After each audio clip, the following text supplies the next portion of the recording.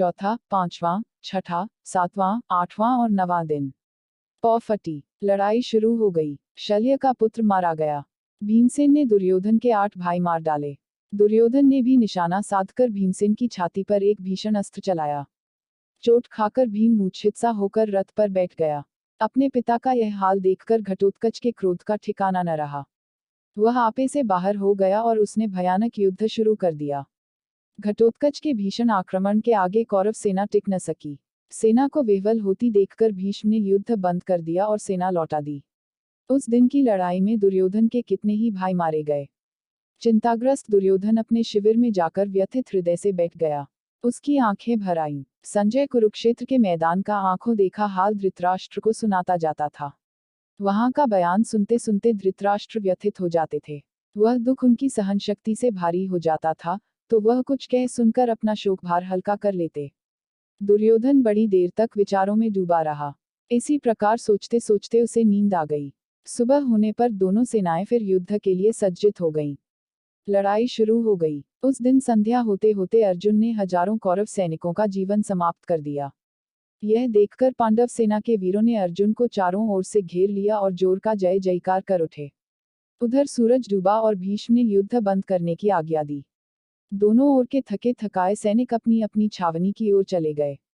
छठे दिन सवेरे युद्ध छिड़ते ही दोनों तरफ की जनहानि बड़ी तादाद में होने लगी। पर अंत में द्रोण ने वह तबाही मचाई कि पांडव सेना के पांव उखड़ गए। इसके बाद तो अंधाधुंध युद्ध होने लगा। अंत में दुर्योधन बुरी तरह घायल हुआ और बेहोश होकर रथ से गिर पड़ा। तब कृपाचार्य ने बड़ी चतुराई से उसे रथ पर ले लिया, जिससे दुर्योधन की जान बच गई। आकाश लाल हो चला। सूरज डूबना ही चाहता था। फिर भी कुछ मुहूर्त तक युद्ध जारी रहा। सूर्यास्त के बाद युद्ध समाप्त हुआ। आज का युद्ध इतना भयंकर था कि धृष्टद्युम्न और भीमसेन के सकुशल शिविर में लौट आने पर युधिष्ठिर ने बड़ा आनंद मनाया। उनकी खुशी की सीमा न थी। 7वें दिन का युद्ध केंद्रित न था, बल्कि कई मोर्चों पर व्याप्त था। प्रत्येक मोर्चे पर विख्यात वीरों में घमासान युद्ध होता रहा। एक मोर्चे पर अर्जुन के विरुद्ध स्वयं भीष्म डटे हुए थे। एक स्थान पर द्रोणाचार्य और विराटराज में भीषण युद्ध हो रहा था। एक अन्य मोर्चे पर शिखंडी और अश्वत्थामा में लड़ाई हो रही थी। एक स्थान पर धृष्टद्युम्न और दुर्योधन युद्धरत थे।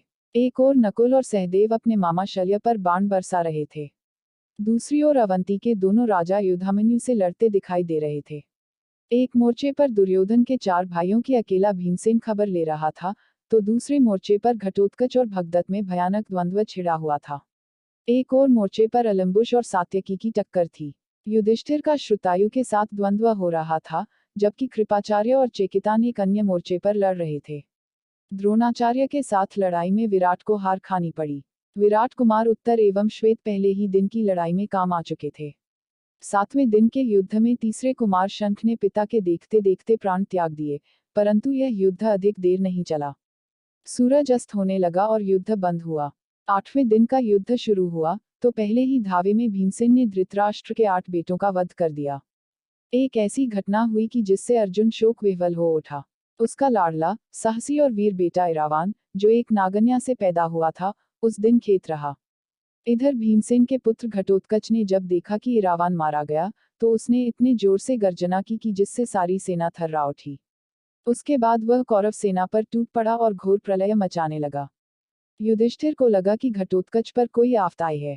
उन्होंने तत्काल भीमसेन को घटनास्थल पर भेज दिया। भीमसेन के आ जाने पर तो युद्ध की भयानकता और भी अधिक बढ़ गई, परंतु जल्दी ही सूर्यास्त हो गया और युद्ध बंद हुआ। 9वें दिन के युद्ध में अभिमन्यु और अलम्बुश में घोर संग्राम छिड़ गया।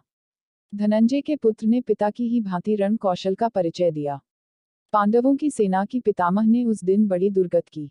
यहाँ तक कि अर्जुन और श्रीकृष्ण दोनों को ही बड़ी पीड़ा हुई। सैनिक बहुत पीड़ित हो रहे थे। थोड़ी देर में सूर्यास्त हुआ और उस दिन युद्ध बंद कर दिया गया।